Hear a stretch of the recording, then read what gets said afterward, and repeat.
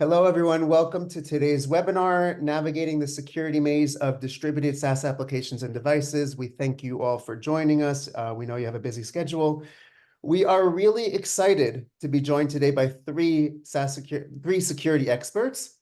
First, I'll begin with Bernard Brantley, who's the CISO of Corelight. Bernard, welcome. Thank you for having me. As Jason said, I'm CISO at Corelight. I'm in the unique position of owning everything security as well as IT. Prior to this role, I spent some time at two of the largest organizations on the planet, handling some critical infrastructure and critical workloads for them. Very happy to be here and talk about SaaS security. Thank you, Bernard. We're excited to have you. We also have Christian Rodriguez, Field CTO Americas at CrowdStrike. Good morning, Christian. Hey, good morning. Yeah, thanks also for having me. Yeah, I've been with CrowdStrike for going on 10 years. I run the field program as a CTO for the Americas, where I work with organizations across the country on strategy for evolving different security programs, sharing our strategy, doing threat briefings. And I'm also, this is a very selfish plug here, the co-host of the Adversary Universe podcast. So go ahead and smash that subscribe button, that like button. Give it a listen when you get a chance. So thanks for having me, Jason. Great. Thank you very much. Thanks for joining.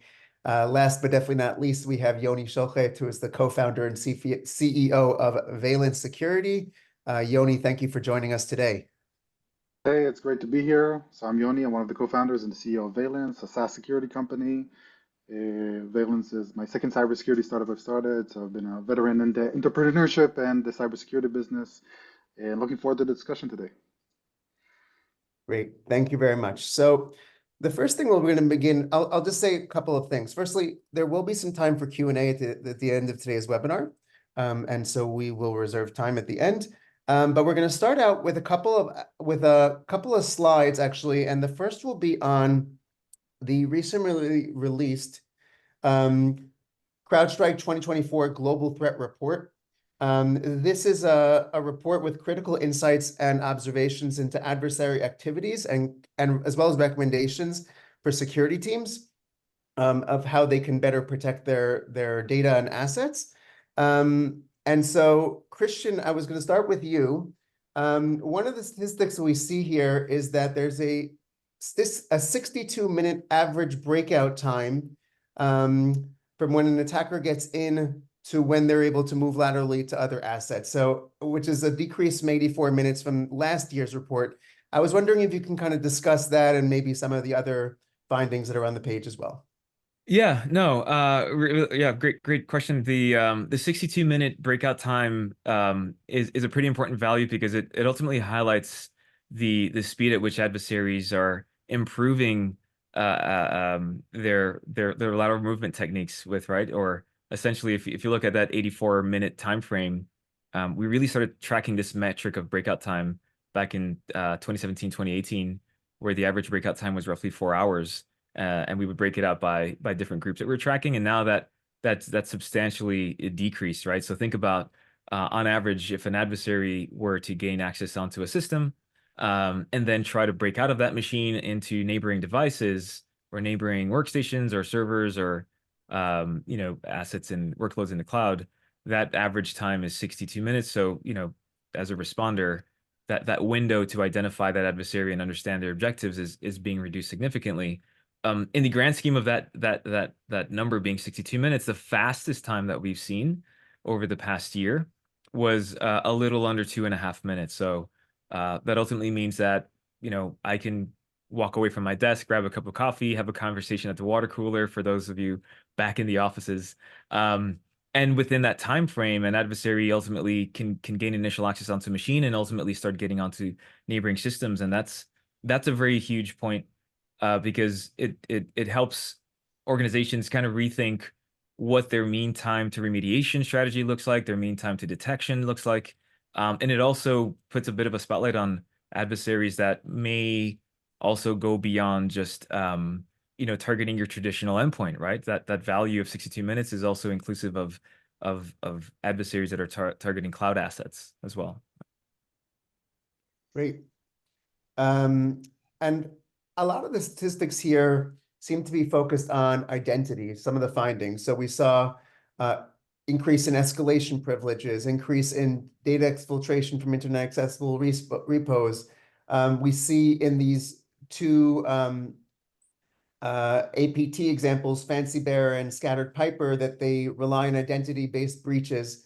One of the, I was reading the report. One of the predictions at the end of the report is that in the coming year will likely include attacker enhancements in social engineering effectiveness, MFA bypass, third-party provider targeting. What strategies do you think security teams can take to improve protection against identity threats, whether it's, on the endpoint or whether it's more in cloud environments? Yeah, no, I think yeah, you're spot on, right? We've seen a major increase in identity-based attacks just in general, even from 2023's global threat report to this year's threat report. 80% of the attacks that we observed, for example, included the use of an identity. And so it's essentially the path of least resistance. Not to say that there's not malware out there. There's plenty of malware still being developed. We've seen a few campaigns that are a little more slow on the delivery of those malware tools. But if an identity rather can be compromised, and we've seen an increase in access brokers selling these identities and selling that access to this very intricate network of ransomware operators and extortionists. But we're seeing also that major increase in groups like Scattered Spider or Fancy Bear that have been very notable in the media recently, where if they can come into an environment with legitimate credentials that have been stolen, or if they're doing session hijacking and they're simply just taking over these these authentication sessions or authenticated sessions, that again is something that can blend into your environment when it comes to the network traffic that you're traditionally analyzing, or if you're not necessarily getting visibility into your overall authentication activity, that can be a very challenging campaign or tradecraft to combat. And so some of the recommendations we made included more of a prioritizing the way that you understand identities, meaning that your authentications that are across various applications and your authentications across different network resources and even endpoints, whether they're physical, virtual, or workload in some type of cloud service, like that is ultimately aggregated where you can build behavioral models off of. So if, for example, a very rudimentary example rather would be if someone is authenticated into a system and they are operating out of New York, and all of a sudden that same authentication appears to happen from Oxford, unless someone is a wizard, Harry Potter, right? It's very unlikely that that user is ultimately going to within several minutes end up in Oxford from New York, or authenticate into another system from a different geolocation. So right, again, things like that where that anomaly should ultimately be indicative of something very strange happening. And then one other stat that'll kind of layer on top of that identity narrative is that Jason, the adversaries are becoming very aware of the types of assets that they're accessing, right? So they're going to come in with an identity, and then there's this concept of even cloud conscious cases that's on this slide as well, with 110% increase in cloud conscious cases being tied to adversaries that are very, very aware of the services that they're accessing within the major cloud providers that are out there. So think about an adversary, again, using an identity to gain access to a system that is hosted in the likes of AWS or Azure or GCP, and then ultimately make their way across the services by exploiting misconfigurations and understanding how they can be manipulated to the adversary's advantage, turning those services on their respective victims, and then again, using those identities to pivot even onto on-premise systems. And so our recommendation is that full visibility or cross-domain visibility concept is going to be applicable to all of your assets, whether they again are physical, virtual, workloads in the cloud, and then naturally the identities, and then the applications that are being accessed, and understanding what does that entire process look like from the point of initial authentication into then the authorization into other applications, right? Once that's established, and building a hunting program and a monitoring program and a visibility program, so that anything that is ultimately considered an outlier can be responded to expeditiously, to say the least. Great, thank you. Yeah, and Definitely. if I could jump in for just a second, I net out three things from this from this slide in particular and from what Christian said. So I like to believe that I was very early in the UEBA context, deploying the first platform at scale back in 2015. But that what we're talking about now is the promise of UEBA, right? That we were able to determine the signal from the noise and establish a baseline for things that did not represent Windows event logs or network logs. Yeah. So what I'm seeing right now is the three things in specific: context, time horizon, and your response capability. Essentially, are we able to put enough context to some level of identity activity or some level of application access or some level of data access within one of those concentric rings of 62 minutes that gets you from an asset of importance or an asset of interest to data objects of critical nature? Essentially saying that, you know, maybe in 4 iterations of 62-minute periods or whatever you establish as the baseline for breakout time, an attacker has a path from an innocuous asset to crown jewels, which could represent what's really important for me right now, which is a material breach. And that's where your response capability comes in. And essentially, as a security leader, trying to work back to what level of capability and what level of process do I need to have internally, as well as what type of context can I gain to ensure that my mean time to remediate, or at least my mean time to detect certain pockets of activity within a concentric ring around critical or key asset types, keeps me out of this next level of breakout.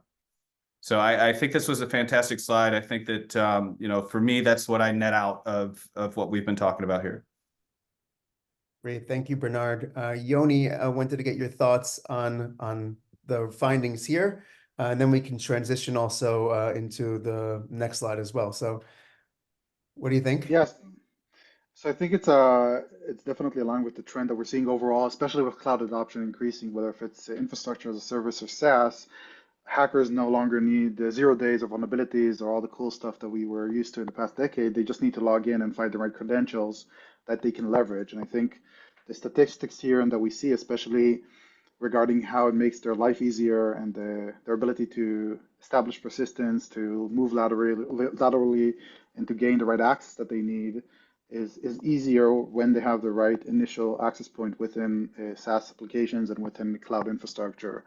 And it's kind of the overall trend that we're seeing, that your data has moved from your devices or on-premise to the cloud, but the access to the cloud is still within these devices, and you need to maintain that right balance of how do you basically secure the data that is now hosted in the cloud or in a SaaS application with the right checks and balances within your endpoints and within your devices or your infrastructure in general. Which is a great kind of really segue to the breach that we're going to talk about, and how attackers were able to leverage this type of opportunity. So basically, if we go back to the Circle CI breach a couple of years ago, basically what happened here is that a Circle device employee, so one of their laptops that had production access to their environment, it was compromised with a malware. And the attackers were able to leverage that access to one of their laptops and one of the devices to obtain a valid two-factor authentication or SSL-backed session token that allowed them to leverage that in order to access to the production system. So this is kind of the endpoint or device to the production environment. And in that production environment, they were able to identify customer secrets, tokens, and keys that are leveraged by the Circle CI infrastructure and tool in order to provide services to the Circle CI customers. And kind of the trigger also for the detection, and that allowed the Circle CI eventually to backtrack all the way to the laptop itself, was the fact that the attackers were able to steal GitHub OAuth tokens from Circle CI's production environment in order to gain access to eventually Circle CI customer environments and their GitHub environments, and basically abuse these OAuth tokens.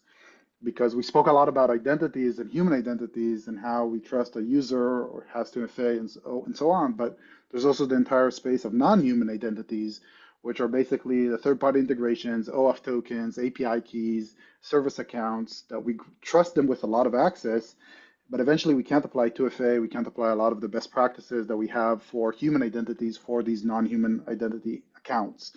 And the aftermath, and basically the impact of this breach is that eventually the attackers were able to start with an employee's device, find their way into a production environment, and eventually leverage some of the weaknesses that we have today in authentication methods such as SSL that eventually translates into a token that still can be stolen and abused from a device to gain access to eventually production environment, steal GitHub tokens that have high privilege access to so-called CIs, customers' production environments, and leverage that to eventually get to the probably the ultimate targets that they were after, which are Circle CI's customers. So this is an example of how that endpoint to SaaS breach could look like. And I think even in this case, we have a second leg there because it's not only to Circle CI's SaaS or production or cloud environment, but also to Circle CI's customers. So there's also a supply chain impact here that goes beyond even the traditional, or it's a traditional endpoint to SaaS breaches that we see today. And this is, of course, one example. It's not something specific against or for Circle CI, but it's just one example of a breach that occurred that was published, and a lot of time already passed since then. So it's a good example to kind of look at it and learn.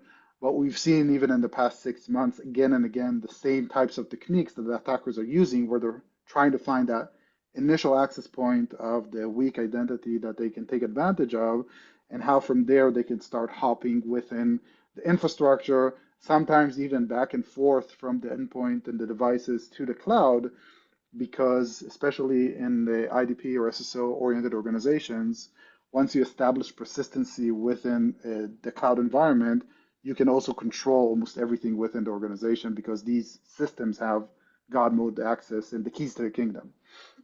So this is kind of a breach that we wanted to highlight just to show. I think the CrowdStrike report shows a lot of statistics and kind of the breadth of what's going on in the industry. And this is just a concrete example to show and have a better feeling of how a real life example could look like. Yeah, definitely. Thank you. Christian, I want to get your general thoughts on the Circle CI breach, but one of the things that, one of the recommendations in the CrowdStrike report is make identity protection a must-have. In the Circle CI breach, one of the reasons where attackers were able to be successful was by stealing an engineer's session token, which helps them to masquerade as a legitimate user and authenticate to an application, which definitely lines up very well with what is in the CrowdStrike report, as far as I know, correct?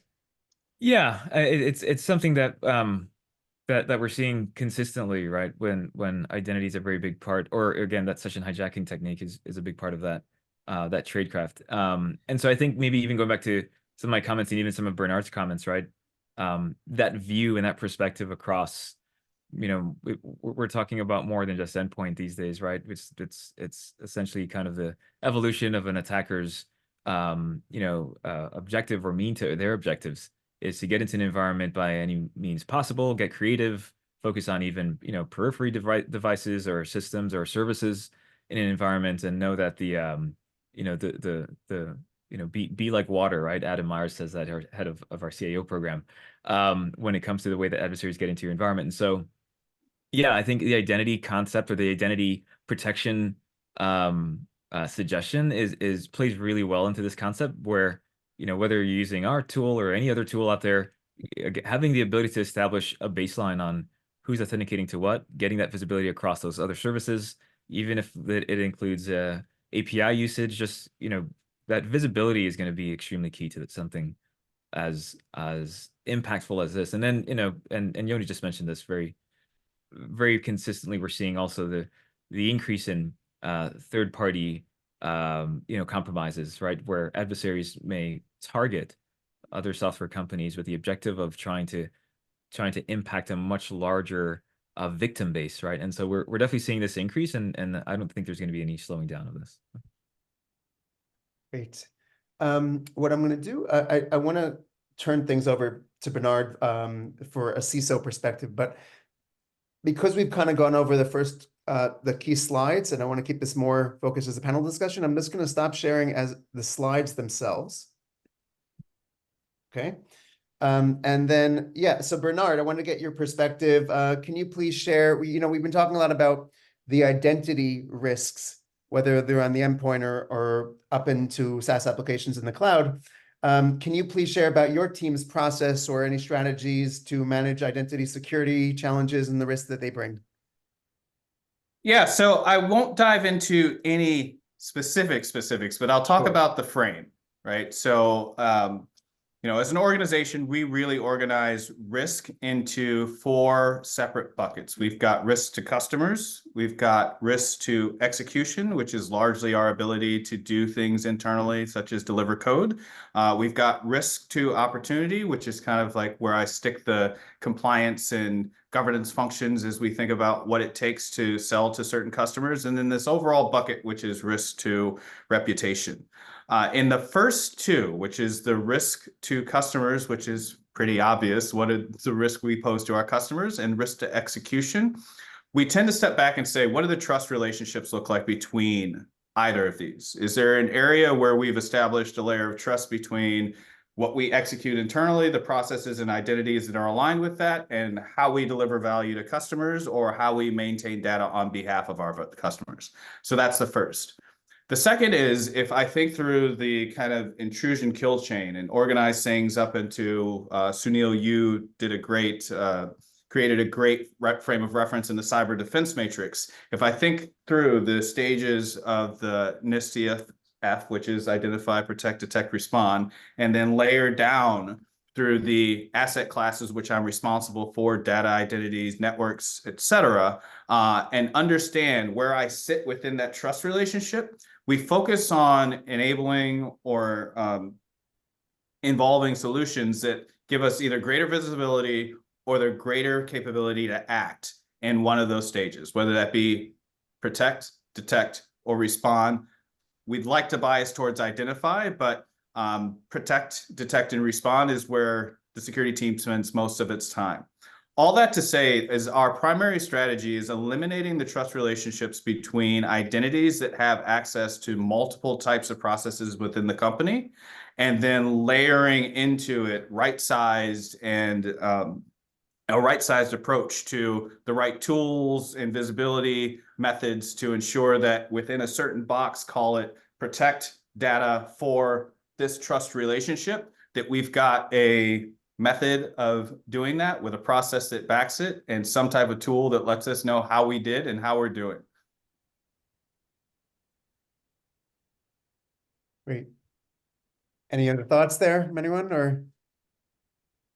Yeah, so I think just to add to that, one of the things that we're seeing in terms of from the SaaS security perspective is a lot of what we're doing, and also what we're doing together with CrowdStrike, is to make it easier for security teams to contextualize all the different sources of data that they have across their enterprise, because everything is connected, and because threats can move from one device, from one ecosystem to another. We're working on, we have already the ability to provide the easy to use capabilities to help provide the context of, for example, if a device is potentially with malware, is it a Salesforce admin, or is it somebody that I should be care about more specifically because of the context of what that identity can perform within the context of our SaaS applications, but also vice versa. Like if we identify a threat within the SaaS application itself, how could it impact and go through the endpoint environment and the devices to additional locations to better understand and contain the blast radius of threats between the world of endpoint and SaaS. Because also to Bernard's point, like everything you need to understand and contextualize a lot of the things that you're working on and that you see within the environment, and doing it manually or stitching together tools that exist within the environment is difficult and creates a lot of overhead for security teams, and that's why we're also excited to partner with CrowdStrike on these types of efforts to make it more seamless to manage these both risks of what could potentially happen, but also threats of, okay, I'm now under an attack. How do I manage the right processes here to properly contain an existing incident? Yeah, I think also what Bernard mentioned earlier on classifying those assets, I think is pretty spot on. I think you have a lot of organizations that adopt a continuous monitoring and threat hunting program, or they are trying to get that cross-domain visibility. But I honestly, that's just spot on, Bernard, right? This concept of saying, how do I classify my assets accordingly? Because more data is never easy. More data is more data. And then building a program that allows you to identify and define like what your risk appetite is, and understand what is a mission critical system versus what is a major business impacting system or set of systems or group of systems that if they were impacted in some major attack, if they were offline, like what does that mean to the business, right? And how do you recover from that as quickly as possible? That's a conversation that comes up a whole lot more often, right? Is saying, well, yes, we need to absolutely understand the identities that are being used across these applications, categorize them accordingly, but like, what's a worst case scenario, right? In the form of, call it a tabletop exercise or even some type of internal exercise. And then how does my business continue to run? And what are the applications that I need to ensure are always available in the worst case scenario? And those are the classification topic seems to be coming up a whole lot more, right?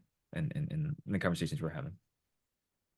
Yeah, I doubled down on this, and since I'm here at a webinar with the both of you, I can explicitly state like, hey, I'm a customer of both Valence as well as CrowdStrike. And one of the things that we have on top of our ability to drive kind of security operations and asset management, as well as endpoint detection and response, is that kind of rich set of context that we can bring back and make tabletop exercises more engaging.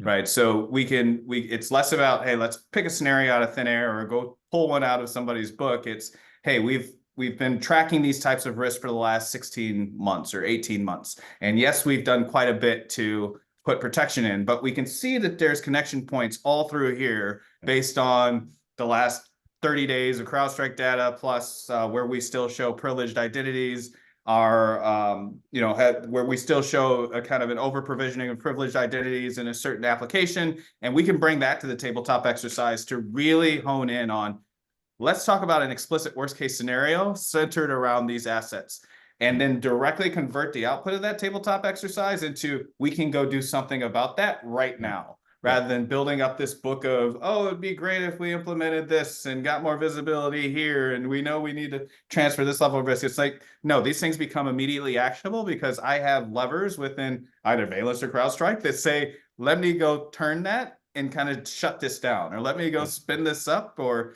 add this widget and ensure that I'm covered within that cyber defense matrix. Great. I think that would be remiss if we didn't talk about more specific SaaS security challenges beyond just identity. I'll turn things over to you, Yoni. I know we've been talking a lot about identity, security, and threats, but as you're the expert on SaaS security, can you share some of the other core challenges in securing data hosted in SaaS applications that you're hearing from the security teams that you speak with? Yeah, absolutely. So I think we touched a lot of the points because eventually when we think about cloud, if we think about the shared responsibility model, we're limited to make certain types of changes, which can be either administrative changes or user changes, right? We can have an admin that set up MFA or SSO within the organization and maybe doesn't do it the right way, but there's also users, right? I can consent to a third-party integration that will have access to my calendar or my email, or I can share data externally from OneDrive, SharePoint, Google Drive, and all these different platforms. So there's a lot of changes and configurations that the users can manage or the administrators can manage, which creates different challenges, I think, more on the organizational level. And we see it across almost every organization that we work with.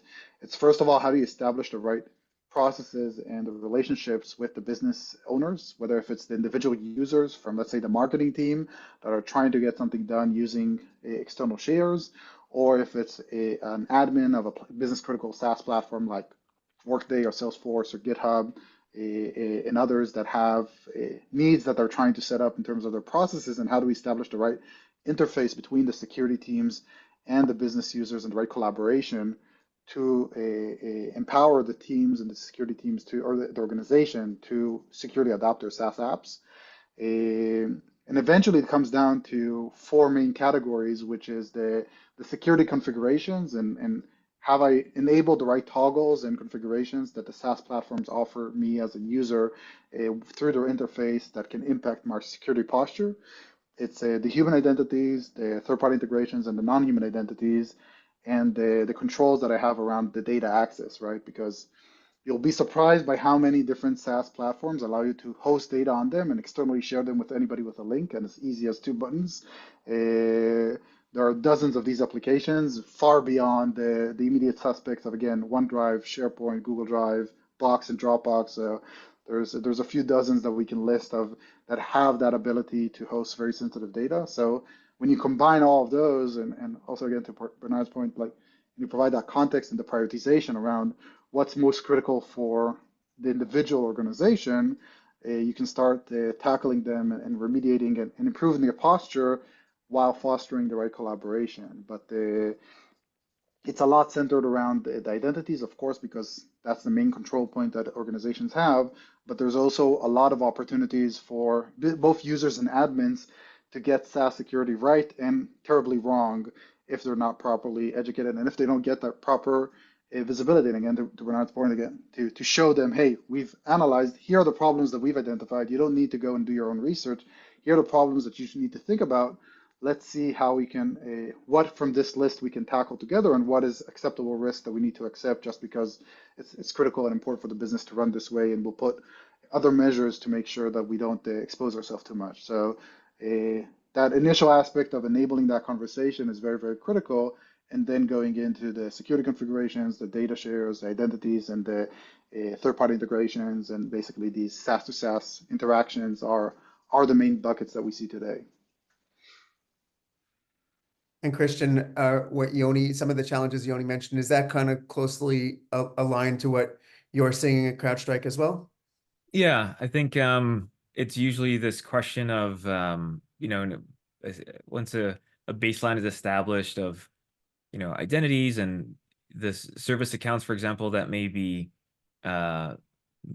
misused by an adversary, or, there's usually this epiphany that enterprises have when they start doing some real analysis on the identities that are being leveraged and what those identities are accessing. And it's just kind of wow moment of either, wow, we didn't realize that, and now we need to really understand what is an anomaly, or what is a broken business process, and how can ultimately an adversary leverage this against us. And that process can be not only eye-opening, but it could also be challenging based upon how the business is running, right? And I'm sure Bernard could share some feedback, but if you have a process that is perhaps even antiquated, right? It could be a bit challenging to change that because, it's now this potential vector that can be exploited by an adversary in some capacity, right? Especially when it comes to identities being leveraged by a lot of these threat actors that will take something that is supposed to be machine only, or maybe something that was more programmatically built into a process, and now it's being used by a human, right? There's a human behind the keyboard leveraging that same identity to access APIs or access a service. And unless you have a very strict program in place to understand the context of how that access is being leveraged, then that can be, I think, a bit of a sticking point for organizations to get their arms around.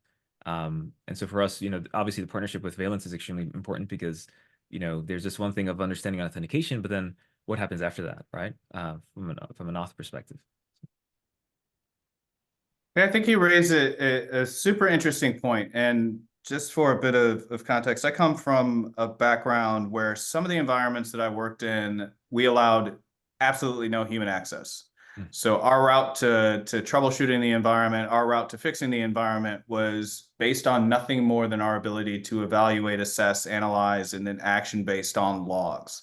So one of the things that I push my team to do is, can we gain as clear of an understanding about the usage or the intended usage of a certain identity, a certain network rule, et cetera, based on the type of traffic we see coming across the wire in the network logs that we have, or in some of the systems like CrowdStrike and Valence, where we get kind of deeper insight into the processes that have enabled that, the overall permission set around it, where I need to go to get more clarity on the logs. To answer your question directly about the annotated business process, I believe that the role of the security team is not necessarily only to act as this is a risk and we need to do something to fix it, but taking the example of my past experience and saying, hey, we understand, or we think we understand why this is here, how this is configured, what the intended usage is. So we come to you with a solution that says, hey, we don't want to completely destroy this thing, but these 4 or 5 small configuration changes, which, by the way, I have access to through Valence or CrowdStrike, mean that we get the expected activity type without all the additional risk. Or if we do need to make changes, here's the potential, we can run a preliminary screen test because we've seen everything that transited the network or transited across the application logs in the last 30 days. If I shut this down, I lose all of this out here. Hey, business unit owner or application owner, how important is this other stuff? Oh, it's not? Let's close it off. Yeah. Great. I'm going to turn back to you guys for final thoughts in a moment, but we did promise just a little bit of time for audience Q&A, and a few questions have come in, so we'll just take a couple. I know we don't have so much time left, but we'll take, let's say, two. So first, Bernard, maybe this one could be for you. There was a question about when it comes to SaaS security risk, communicating that to the board and other internal stakeholders. Do you have some suggestions, some strategies that you could share? My suggestion is to not talk about it explicitly as SaaS security risk. I talk about it as a risk that's held or residual risk within business units that are not owned or defined by the security program or the scope of the IT team at current. So, you've got a number of business units who may be deploying applications that don't have the level of knowledge or have done so with speed and not paid attention to the configuration state, which is, or in our cases, most of the problems that we see arise in Valence. It becomes less about, hey, let's go focus on the fact that this is a SaaS security problem. Let's go talk about both elevating the knowledge level within those individual business units, as well as working to establish a better relationship to bring those business units into the context of operations and processes owned by the security team so that we can actually solve the disease, not treat the symptom. That makes sense. Thank I you. think to add on that, you'll be surprised how many of the business units want to do the right thing and have it secure. Like, it's always a concern that organizations have of what I'm going to tell the Salesforce admin they need to change something, they're going to push back and so on. Typically, they're happy to get a good understanding of, oh, great, you made it easy for me to just make it more secure, and now it's a win-win situation for everybody because they understand it's also a shared liability or responsibility internally. It's not just a security problem that the security team needs to handle. Yeah, so Right. actually, sorry, go ahead, Yeah. Bernard. Go ahead. Yeah, please. I'd say the other thing is we're not sending them off on their own to go figure out what the problem is and fix it. That we're coming to them, again, with discrete examples of the explicit configuration or set of identities that need to be modified or managed. And here's where we can work with you lockstep in getting that done. And oh, by the way, this is what we can monitor after the fact. And hey, we can grant you a huge win and you going back to your business owner or the executive team and saying, I had a direct hand in reducing this level of risk in the company, and it's not always the security team. Yeah, no, there was actually a question from the audience about suggestions for better collaboration between security teams and business users. I know that you guys have addressed that a little bit already. Yoni, anything you want to add on that, or? No, I think we covered most of it. Okay. Well, let me just give one more word on that. Sure. To put it in a succinct point, figure out a way to give folks outside of your organizations wins. If you can give them wins that they can go showcase on their quarterly business reviews or within their teams, that is an automatic way to build better trust and to create better relationships between you as a security organization and teams or organizations that may not be even technically focused. That's an interesting point. So you're talking about enabling these business units, right? I just had a great conversation with this large firm just a couple days ago, and they shared some very similar sentiment of, hey, there's so much amazing data, not only within CrowdStrike platform, but these other tools that we use, and we're trying to figure out a way to give these different data points to these different business units that ultimately enables them to also make better decisions, or at least take this retrospective view into okay, what happened over the past month or so, right? And what changed in terms of my risk profile, and how does this impact my business unit specifically? And I think you're right. The more that you can make these business units look like heroes in terms of that risk reduction initiative, I think the more collaboration that you'll start to get, across those different teams. I love it. I'll throw this in there. The vision statement for my team is to provide every Corelighter with the differentiated intelligence to make them innovate more securely, faster. So being on that leading edge of here's data that's relevant to you, not only on securing your environment, but also, hey, we just have it and it's beneficial to you. You can go innovate both securely and faster due to what this team is doing. So shared sentiment all the way across the board. Love that. Love that. All right. This has been great. If there's any other final thoughts, please feel free to share. Otherwise, I just want to share my screen one more time. I'm just going to go over just a couple of ways for our viewers today to learn more. So bear with me one second. Okay, hopefully you guys can see this okay. So on the webinar control panel, in the attachments section, you can get access to all of these resources to learn more. So one of the things we spoke about today was the CrowdStrike 2024 Global Threat Report. You will be able to access that there. Valence Security has a state of SaaS security report on some of the, most well-known and publicized SaaS security breaches in the last 12 months. Some of the common SaaS risks, as well as some actionable recommendations that security teams can take to strengthen their SaaS security posture. We also have, there's a integration between CrowdStrike Falcon and and Valence Security SSPM. There's a blog post which you can see in the attachments, but also if you actually want to see the tools more in action, you can learn more about the integration on the CrowdStrike marketplace.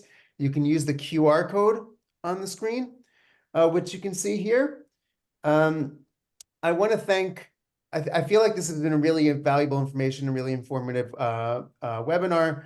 I want to thank our speakers today, Christian, Bernard, and Yoni from CrowdStrike, Corelight, Valence Security, and thank the Cloud Security Alliance as well for hosting this. This has been really great, and we hope to do more webinars in the future. And hope you found this all informative. Thank you everyone for joining us, and have a great rest of the day. Thank you, everyone. Thank you.